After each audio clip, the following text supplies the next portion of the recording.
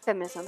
For many years, women have been fighting for equality. It's been a long, hard fight, and even after all the progress made by amazing women and men, gender equality has not been achieved. A big reason why it seems far away is the constant misconception of feminism. Thousands of people think that it's the belief that women are superior to men, but they are hugely mistaken. However, many advancements in women's rights and the spread of feminism are owed to inspirational women such as, Hi, I'm Betty Friedan. Raised in a Jewish family during World War II, Betty grew up to hate prejudices from the start. After graduating Smith College in 1942, she was dismissed from her job at UNU simply because she was pregnant with her second child. She dedicated her time to being a housewife and contributing a small amount of money to her family by writing articles in some magazines. Although she liked spending time with her kids, she realized that she wasn't satisfied with what she was doing. In her 15th college anniversary reunion, she asked her classmates if they felt fulfilled with being a housewife. To her surprise, they all felt the way she did.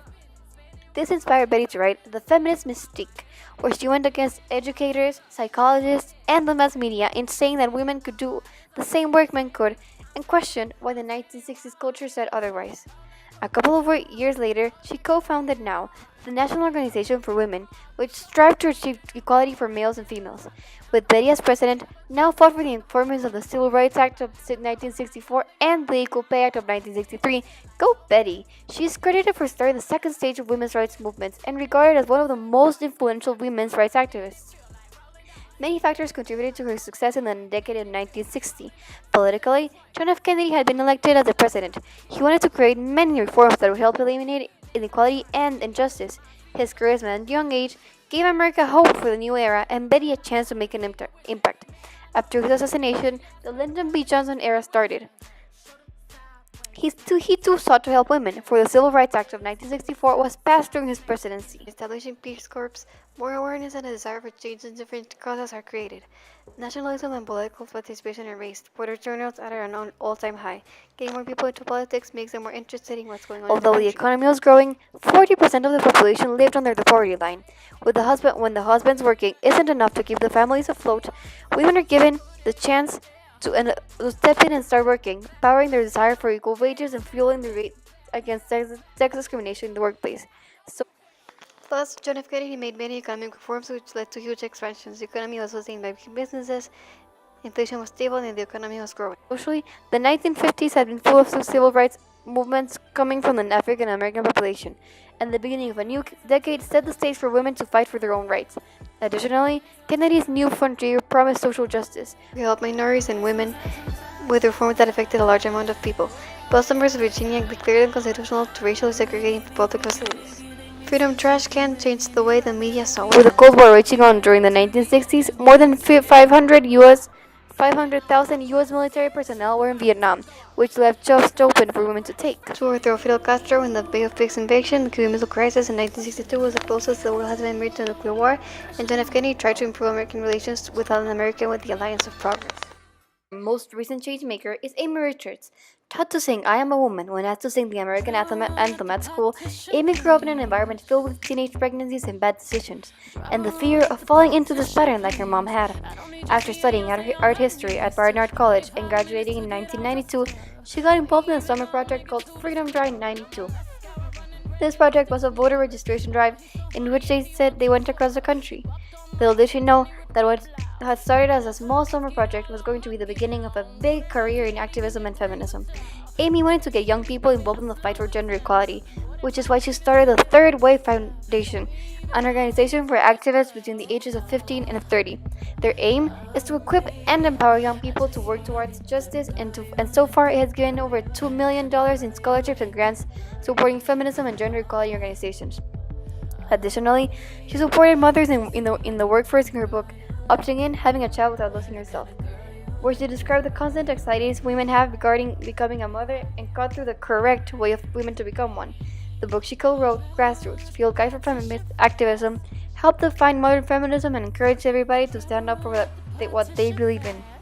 The 1990s were also filled with factors that benefited Amy and the start of the third wave of feminism.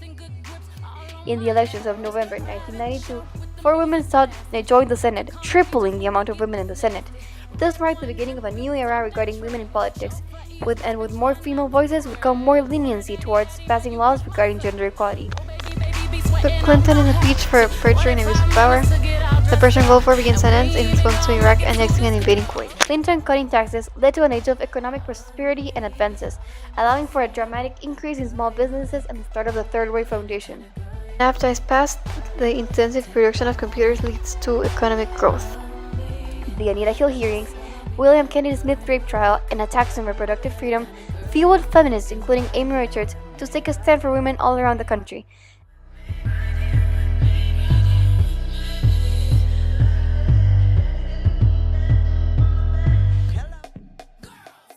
As with international relations, the Cold War had been declared over with the tearing down of the Berlin Wall, turning the focus back to domestic issues such as women's rights.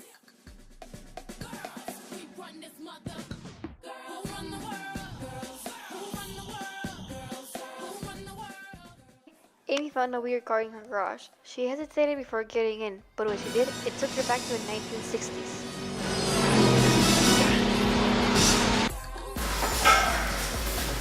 Oh, hi! Hi, Betty! Yeah. Oh, no. I'm from. We met before? No, I'm from the 1990s. Really? How come? Long story. Well, I can't believe what I'm seeing. But it's incredible to witness thousands of young, educated women having to stay at home just because that's the norm. I'm astonished by the bravery you showed when releasing the feminist speak, and proud that I was able to add on to the idea of women working outside their homes in my book, up to me, having a child without losing yourself. I really wish I was able to do more though. Right now, politics are hard, believe me. Now has been fighting endlessly to try to get the Equal Rights Amendment passed, but it just seems really far away. Really? Well, you have certainly gotten things started for us, because in the 1990s, it's already been passed, and we've got 4 women in the Senate. 4? No way. Oh, our economy here is fine, but with a high unemployment rate and with 40% of the population living under the poverty line, women really had a chance to step up to help their families and themselves by getting a job. In the 90s, well, the unemployment rate is at 5%, and a little over 10% of the population are living under the poverty line. So, working to raise their families isn't really an excuse to go to work. Regardless, a lot of women still do. The fact that only 5% of the country is unemployed proves that most people, including women, have a job. This is because of the more liberal ideas surrounding the country. Oh, socially, we had a really good time. Well, with the 1950s and the civil rights movement for African Americans helped us set the stage for more civil rights movements, including ours. We've had a good time socially too. The William Kennedy Smith rape trial and the Planned Parenthood versus Casey court case have really helped us get people thinking about women's rights too. Oh, and how is the Cold War? Right now, it's raging on. The US involvement in Vietnam just started, which cut some of the funding for our governmental programs, making us tremble. Well, the Cold War was just declared over with the tearing down of the Berlin Wall. But Betty, I truly admire you. You've made many changes for women. And what is that you've gotten women and men to start talking about how they feel and that they don't really have to stay at home, but they can do something else. Now, it's my job to help those women and show them that they can work if they choose to. There's a lot that still needs to be done here. Women are still having to leave the workplace because of their babies, including me. We'll stay here in the 1960s Actually, and help me out. I need to go to the future and change it. It's not that I don't want to stay. Nor that I don't believe that the 1960s feminism is good enough for my generations. It's just that I believe that it's no longer applicable to what's going on in the future, and that your work has led me to being to what's going on in the future. Thanks for your time. Well, it's been great meeting you. I have problems to solve. Bye.